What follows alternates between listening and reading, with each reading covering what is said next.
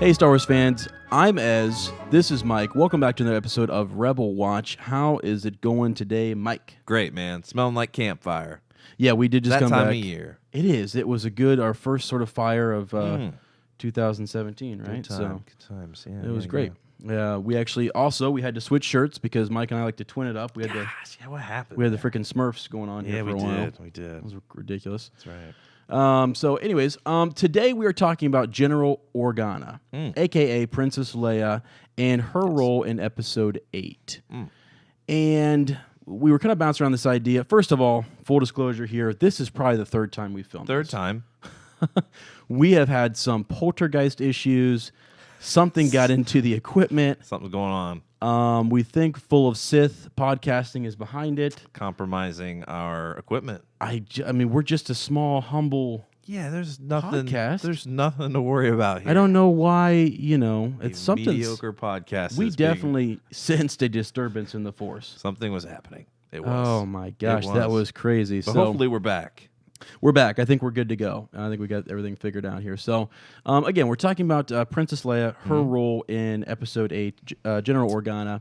One of the things we wanted to talk about with this is that, we don't think a lot of people in YouTube are talking about this a whole lot. I think there definitely are some people out there that are, and there might be one or two videos or several. I say not one or two, but there are several videos out there discussing her. But most of the videos are Snoke theories, Rey, Finn, Luke, all those guys, So I don't think a lot of attention has been given to, General Organa in this film. And I think that's what we wanted to try to do today and just dedicate some more time to this. There was a lot of discussion after Carrie Fisher's passing, but now it's kind of gonna go on everyone's kind of went radio silent on the issue. So starting to come back up with some breaking news that we just kind of we'll get to that at the end here. Yeah, we got some news that just sort of came up today. So. Cool beans on that. All right, so where we want to start? We want to start with Bloodlines. We think it's huge, and it's going to help us it's going to take us up to The Force Awakens and sort of explain what Leia's mindset is, where she is, 30 years after. Where the Republic is. Yeah, all of that, the Resistance and everything. So to start there, in Bloodlines, very important that she lost her bid for First Senator. Yes. Okay. She was trying to sort of replace Mon Mothma's seat in a sense, and they were going to elect her to this position. It is revealed in Bloodlines that Darth Vader is her father. Yes. And I don't think, unless you've read Bloodlines, if you've just been watching the films, I don't think you would get that. Not at all. Not at all. Not at all. So I'll take that back.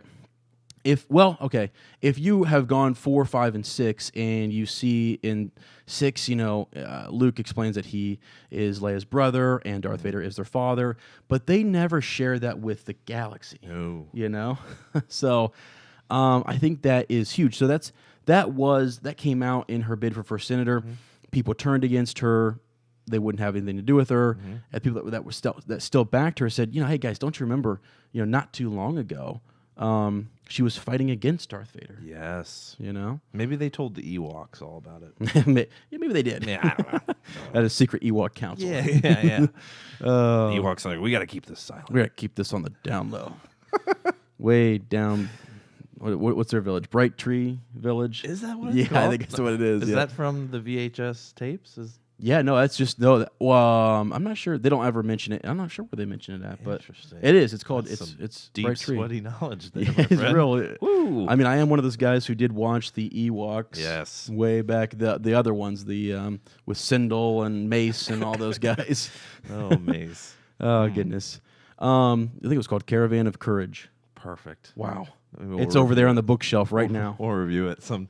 There's a lot of people that haven't seen that one. Oh my gosh, crazy. Okay, back to General Organa.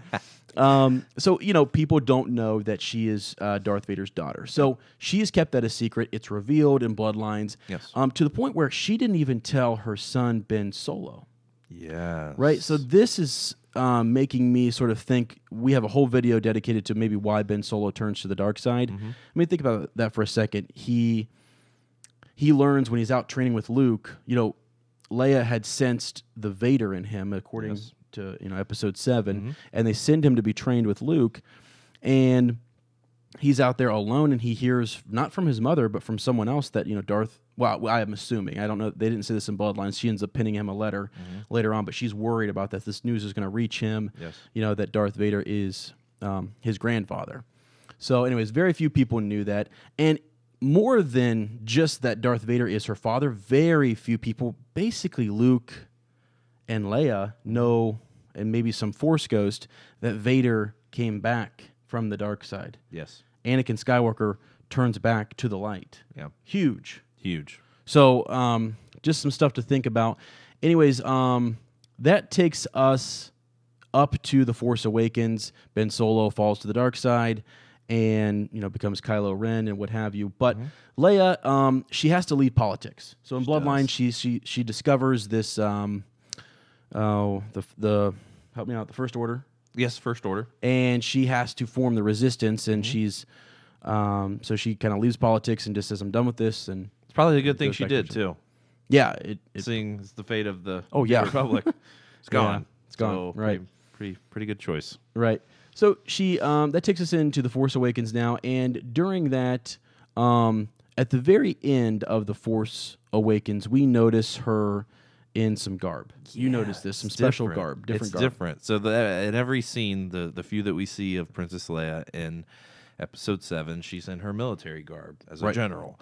But at the end, after defeating Starkiller Base, when she's kind of wishing Rey farewell and telling her, may the Force be with you, she's in a very stately attire. It seems almost as if she's ceremonial, or a little ceremonial, or it was something. It was definitely different. It seemed like she's going out whether it's to recruit new systems or starting her kind of campaign for maybe creating a new republic. I don't know. Right. That's the big question: is what is she doing? That's what we're trying to get to in this podcast. Is where is she in Episode 8? What is her role going to be? What is she doing in that episode? Yeah. You know what I mean? What's her purpose? And so we think, one of our theories is that she could be attending, Han Solo's funeral. Yeah. They need to address that quickly. Right. And I would think. That could happen in the first third of the movie. So she could be attending that. She could be forming a new republic. Yes, right? yes. Okay. So we're going to stop there for just a second, and we're going to shift now to Snoke. Mm-hmm. Snoke is, our antagonist. He parallels Emperor Palpatine a little bit, right? And Palpatine, right, he focuses on Luke Skywalker, either destroying him or turning him to the dark side, and he's also able to focus on the Rebel Alliance at the same time. So I think Snoke's going to be able to do that. He's going to have to use these different people underneath him. He's going to have to use KYLO and the Knights of Ren to go after Luke Skywalker and Rey, and then he's going to have to use Hux. And we thought maybe Captain Phasma. Captain Phasma, yeah. Right, to seek them out. And I'm thinking towards the beginning of this first third, Mike and I were talking that if she does attend Han Solo's funeral, or if she is recruiting other star systems and she's maybe more public and more out there and more exposed, we thought maybe an assassination attempt. That's where you would want to do it if you were the First Order, right? I mean, one of the last remaining heads of the Republic being her. That's where it would make the most impact, I would think. So I think we'll probably see that the first third of the film. Right. It not only makes an impact against what's left of the Resistance and maybe some of the remnants of the Republic, but it also gets to Snoke is trying to free or sever any ties to the light side or to the or to his better nature by maybe destroying his mother. Yeah. The last person that most likely we would think would be able to convert KYLO back if he is redeemable, she would be the one to push that, I think. Right. So I think that makes a lot of sense, and that's something that we're going to see from Snoke's point of view, where he's that's sort of his role. Take out those two sides, and so it's very similar to the Emperor. I mean, especially kind of the way he uses Luke as well in Episode 6. He's like, strike your father down. That's your last remaining step. So maybe it's not. That's kind of the same position Ben Solo was in with Han. Right. But there's still that extra step. So does he trust that KYLO will actually be able to take that step? I think not. Right. And I think he'll probably have one of his henchmen do it, or we'll see some assassin like Benicio del Toro or something like that, Right. or Captain Phasma. Right, just take her out and then maybe take that burden off of Kylo, because now he's going up against Luke Skywalker. You know? Exactly. Also, I mean, if Snoke knows, this goes back to some of our Snoke theories. If Snoke was closer to the Skywalkers than we realized, and maybe he knows that, you know, that Leia is Force sensitive, and maybe he knows that that's not something he wants to send his young apprentice up against right now. You know what I mean? Yeah. So, because I've often wondered if it wasn't Luke that maybe discovered Snoke or something. You know, I don't know. That's interesting. That's definitely interesting. Okay, so we think, you know, again, Leia's out recruiting, forming this new, helping to build up the resistance. Now, we're going to go to her struggle a little bit. We have a question here that we want to pose to you guys. Well, first, actually, we want to ask, how many people know that Ben Solo is Kylo Ren? Right? Because there's this big secret about Darth Vader turning back to the light side. There's just a lot of things that, I guess... A lot of secrets. And thinking back, I'm thinking, we know it, the audience. So there's this dramatic irony in a sense, right? We know it, but the people in the story don't quite know it. We're like, wait a second. You know, even reading Bloodlines, I didn't quite catch on that. I'm like, I know that Darth Vader is her father, but no one else knows that? Yeah. I'm like, oh, man, it's building that suspense. So how many people know that Ben Solo is... Well, I mean, Lor Santeca. Yes, he knows. You know? Yeah. He knows for sure. I don't know how public it was, his falling to the dark side. I mean, taking a new name. It seems like he would want to, Kylo Ren, separate himself from Ben Solo. Yeah. The name Solo being weak and foolish, like his father. Exactly. I think you're right. I think hardly anyone knows of this but those immediate folks. Maybe Poe. I don't know. Poe seemed to know Lor Santeca. Maybe he has some of that history there as well. I don't know. Yeah. But it's definitely something that I think they're wanting to keep under wraps. Right. But then again, I mean, well, do Leia and Han talk very freely and openly about it? They're kind of on their own when they're talking about him, right? They are, but also think about when when Han Solo says that, you know, he's explaining what happened to Luke's academy. He says a young boy, you know, destroyed it all. Doesn't even really reference him as a son or anything like that. So I don't think they're out telling people that. I mean, I don't think I would be. I wouldn't either. You know, so I don't think that a lot of people know that he is Ben Solo. So exactly, and it would, like we were mentioning last time we discussed this and failed, but that that Leia has a reputation to uphold since she is this remaining head of state. We think the last thing she wants, just like Darth Vader being her father, is that so your father was a Sith Lord and now your son is following the dark side. Right. We can't trust you. I could see that happening again. You know, if that happened in Bloodlines, like you're saying, it affects her standing when she's going to recruit people if they know that her son has turned to the dark side. Yeah, that would be. And the Skywalker lies. Yeah, they're keeping stuff from us, you know, sort of thing. Yeah. Yeah. So now the other question we have, and this is going to kind of parallel this a twin sons conversation that we had with Anakin Skywalker and his fall to the dark side. Does Leia give up on Ben Solo after learning and sensing through the Force that he killed his father? His own father. Right? How does she forgive him for that? Is she able to? Does she hold it against him, or does she still sense the good in Ben? That's messed Which up. way do we go? What do you guys think? We want you to leave us in the comments. Does she give up on Ben, her son, or does she still sense the good in him? I mean, she did in The Force Awakens, and so she's urging Han to, to seek him out and to try to do something. And by that extra urging, like you see him almost sort of in The Force Awakens contemplate, I need to go say something to my son. I need to try to bring him back. Mm-hmm. And that prodding came from Leia. It did. I'm sure there's a lot sort of eating at her, in a sense. So what do you think, Mike? Which way are we kind of leaning on that? I think we're leaning on the side that she still thinks he's redeemable and that she's probably going to do everything she can to kind of to instigate that, especially with kind of the news we found out with Leia's involvement in the later movies of the trilogy. So I'm more on board with that, and she is going to continue to try to sense that good in him and bring it out in him. We'll see. Yeah, I think so, and I think so. Some of this, the reason I think some of this is going to be harder for her, and why you might lean the other way is you look at how Obi-Wan and Yoda treated Anakin Skywalker when he fell to the dark side. He did a bunch of horrible things, right? Yep. And they knew him really well, and they kind of gave up on him. They did. Especially in this revelation with twin sons, you realize that Obi-Wan now believes that Luke Skywalker is the chosen one. Yeah. You know? Yeah, he says that to Darth Maul. Went through the Clone Wars with him, and you kind of see that relationship and how Right. close they are. Because you don't really get that out of the prequel movies, but when you watch Clone Wars and you see all the crap that they went through together and the trust that's there, it's crazy for him to just think he's more man than he's more machine than man now. Right. Blah blah blah. This and that, which it's pretty much true. But yeah, he gave up on him. Yeah, it is. And I mean, there's even there. You know, if you look back at the books and the prequels and that 10-year period between 1 and 2 and all the stuff that they went through a lot, and they were together for a long time. He calls him his friend. And I mean, granted, he did fight Anakin, and Anakin tried to kill him. So I mean, that's telling. Yeah. But then again, I mean, Leia's son, murdered his own father. Right. That's tough to come back from. That is really tough to come back. So it's almost like, for Luke to be able to see, maybe it helps Luke that he doesn't know all of that. You know what I'm saying? Yeah.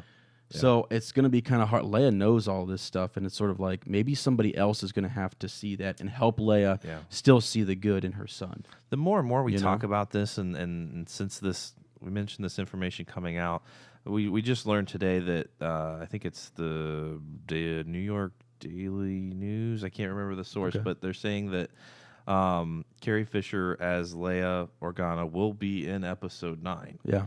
It makes me think more and more that this trilogy is about the redemption of Ben Solo. Yeah, it does. Because if they were going to have Leia Organa, this be her last film in Episode 8, don't you feel like that?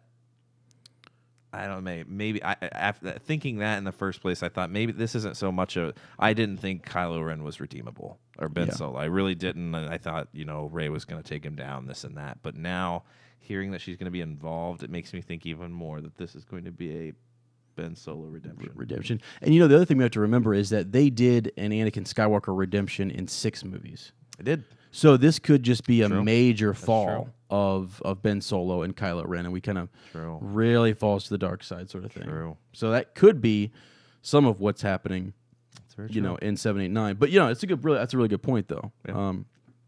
So learning that she's going to be in Episode 9, it's a game changer. Wow, I mean, they basically just confirmed, because I had actually predicted that this was going to go. Han Solo would be killed off, and then Princess Leia, and then Luke Skywalker. Yeah, that's really how I thought it was going to go. Even before The Force Awakens came out, I was kind of like, I was leaning towards either Chewbacca or or Han Solo. I remember saying that before we went to see the movie, and I'm just kind of shocked that she'll still be there. I kind of thought there was going to be this passing of the torch, but it's almost like, wow, are they going to take away 2 characters from us in Episode 9, or are they not going to take away them at all? And there's this, you know what I'm saying? Yeah, they just retire and they find some Octu-like planet. Maybe live happily ever after. That would be fine with me. Sure. A more tranquil passing, we had said before. Maybe sort of like a Yoda. Or a Padme wasn't tranquil, but we talked about those kind of not as violent exits of characters like Padme, like Yoda, but like kind of a Yoda-like passing I think that would be fine. That would be absolutely fine. Not everything has to be, son versus father, one lightsaber through the chest. It doesn't have to always be that like that. Right. So I hope it is. I don't know. It's a game changer. I don't know what they're going to do. It is a game changer. It really did, because I even before I heard about Carrie Fisher, and no. By the way, we're not trying to be insensitive at all about any of that. I mean, I really respect Disney for the way they've handled all of this and talking to the family and everything like that. I think it's been they've done the best that they could with this, and it's such a beloved series and saga that I'm just sort of like, we couldn't have better people in charge of this to take care of it. So I'm really impressed, honestly. Exactly. But it's just a game changer. I'm really kind of shocked by that news today.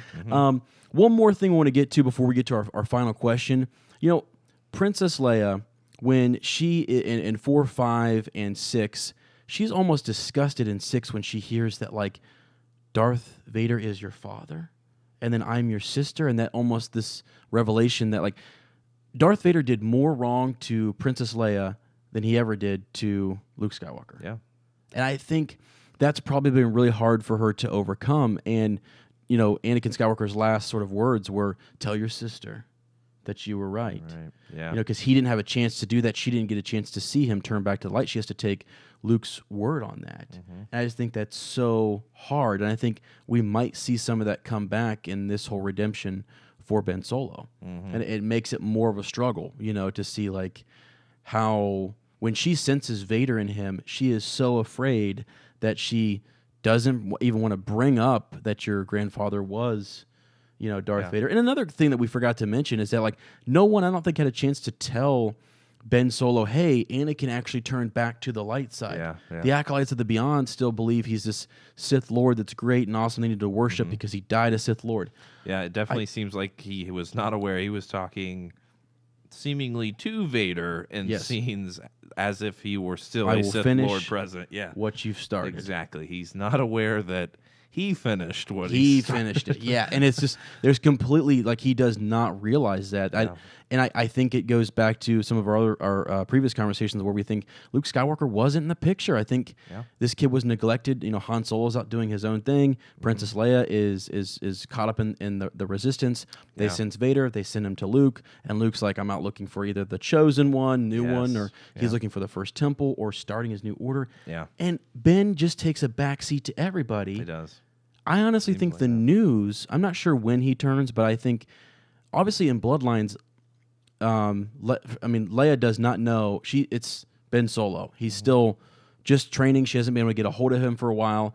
I think that news right there, it's 6 years prior to The Force Awakens. I think that's what sort of sends him into he's been taking a backseat, he's been neglected, and now all of a sudden you have the Acolytes of the Beyond worshiping this guy, and wanting him to maybe form the Knights of Ren or what have you, or join the Knights of Ren. I'm not really sure on that one. You know what I'm saying? He's an interesting character study within the Star Wars universe because we just watched Rogue One a couple days ago and it came out on Blu-ray, and we were talking about Jyn Erso and her coming to be a hero in the galaxy. She understood her past and her history, right? And she used that, and that brought her to what she became as a hero.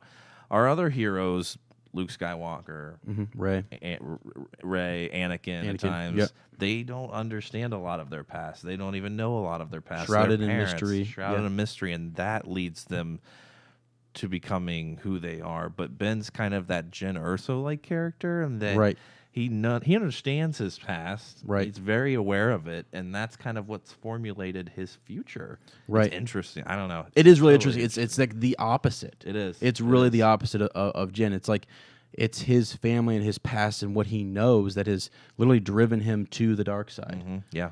It's crazy. So anyways, so I just think, back to General Organa, that she's going to struggle with this the way Vader treated her, seeing how dark that was, and then seeing what's happening with her son. She's so afraid she sends him to Luke Skywalker. I just think going to have a hard time with this, Especially, especially if Luke can't. I don't know if he confronts Luke and they have some epic conversation. If Luke can't get through to him, then someone has to tell him that Anakin Skywalker turned back. Yeah, that conversation has to happen. And I think it's going to be. I actually think it's going to be Leia. I know a lot of people think it's going to. It seems like that would be most appropriate because she's the one struggling with, did he come back to the light? Yeah. And I think she needs to have some revelation like he did, and she needs to come in and almost accept this. And I need to communicate this with my son. Yeah. There's more to this than what you realize, and we haven't had a chance to sit to talk. Yes, exactly. So I think that's going to happen. So at one point when we had filmed this 2 or 3 times, we had asked the question, does General Organa die in this movie? But now with this news that has come out, we've kind of said no. Apparently they're basically saying not. She is in Episode 9, essentially. I still think we're going to see that assassination attempt. I think we're going to see attempts, maybe even be captured. Yeah. Who knows? But and that might put Ben some pressure on him and sort of. That might put him over the edge and say, you know what, she has nothing to do with what our objective was. And to him, that's to capture or kill the last remaining Jedi, it seems, right? So, that may just push him over the edge. Yeah. I don't know, or at least at least it'll assist in that kind of struggle that we all kind of think he's going to experience. Yeah, when we originally did this conversation before the poltergeist hit, I had thought that towards the end of 8, just not knowing this news that she would be in 9, I was thinking that Snoke, either Ben is going to see his mother killed or something like that, and that's going to really be what sort of propels him to really struggle with where he's at in the Force and which side he's on, and really knowing that she's going to be in 9, maybe we just shift all that over to 9. Yeah, and that's happening in episode 9. That's very true. And maybe that's her. He has to help with the rescue, or he has to make some decision, to help her out or something. I don't know, but yeah. I also think one more little nugget before we let you guys go. I think she's going to use more. I think there's a more Force sensitive Leia. Yeah, I just think there's going to tap be into something, maybe some communicating with him on a different level that she never could tap into. Well, I mean, think about this. She has her twin brother, and there's a big connection there, and they can almost speak and sense each other through the Force. Yeah. And actually, if you look at the books, I mean, it does happen several more times. So Luke tried to get her to tap into the Force. I think it was in Life Debt through seemingly Force trees. Force tree, yeah. So she has experimented with it, and she had. This is actually interesting. I never even realized this until we started talking about Life Debt. She had not communications, but she felt that presence of her son. Not just, oh, yeah, I'm pregnant. Obviously, I feel my child kicking. Right. She felt his personality. Yep. She felt, we think, probably that dark side even then, maybe a little bit. But she felt that personality of him. So maybe we continue on that kind of communication that maybe that continues in the films, that connection. I think it would be really cool. I think it would be cool to see that with her son, and also just sort of almost like her being able to anticipate some of the First Order's moves and stuff, and almost sensing things in the Force, just sort of helping her, or maybe that Force persuasion in the sense that she's like rallying people to her cause, and that's sort of what she's able to do and bring to the table. So absolutely. All right. Any more thoughts on? No, that news was a game changer, I think. Yeah, game changer. At least for our conversation, I think it was, but I think everyone else will... I don't know. I think everyone else will be fairly shocked by that. I think so, yeah. Right? I was shocked for sure. Same here. But I'm also happy about it, too. I'm kind of like... Because I was worried that we were going to rush something, because I didn't really know how I thought about all of it. I'm just glad that, that they're talking to the family, and they're having that dialogue back and forth. I think it was it Carrie Fisher's brother? Said that he's understanding that they're not gonna use any CGI or anything. Right. They're gonna use not old footage, but footage that they've already filmed from probably 7 or 8, and continue with that through kind of the magic of editing. Right. So that's great. Yeah, that is great. I think it's awesome. But you would think then that maybe her role would be fairly limited in 9. I don't know. Yeah, it might be. I don't know. It is. It's interesting. And you can tell a lot of story through other characters and through dialogue and stuff like that. True. I mean, we can almost follow her through other characters, and we really wouldn't need that piece. So it's in the right hands, and I think they're going to do a really good job with it. So, but all right, guys, that really we wanted to have this conversation because we haven't heard a lot of people talking about this, and if there are more people talking about it, and we don't know about it. Let us know. Put a link down there. We'll go check it out. If you guys have any thoughts or questions, or you want us to cover some other different theories, please leave us a comment and let us know. We love talking about just speculation theories, character study, Legends book, because you never know when they bring that Legends back into little canon. Nuggets. Yeah. So, all right, guys. Thanks so much. Please give this video a thumbs up. Please subscribe for more content, and may the Force be with you. Should we say maybe it was just a little get the demons out? It sounds like you speak Highland Dwarf. I do. It was given to me when I received the sword made of unicorn horn. Oh, you slayed the Minotaur, I assume. Yes. So my journey be long and twisted, and sensitive at hand. Womp womp womp womp womp womp womp. Okay. You know what I sound like right there? Chopper. You did. People might have thought you were going with Charlie Brown on that one, but nope. Chopper. Hey, Star Wars fans. I'm Ez. This is Mike. I gotta start over. It's okay. I had to just get it out You there. nailed it, but I know I did. All right, here we go. Hey, Star Wars fans. Nope. Hold on, that's not gonna work. You gotta be enthusiastic about it, man. What's up, guys? Hey, Ezra Kirk here. Oh my god. All right, here we go. Shh, calm down.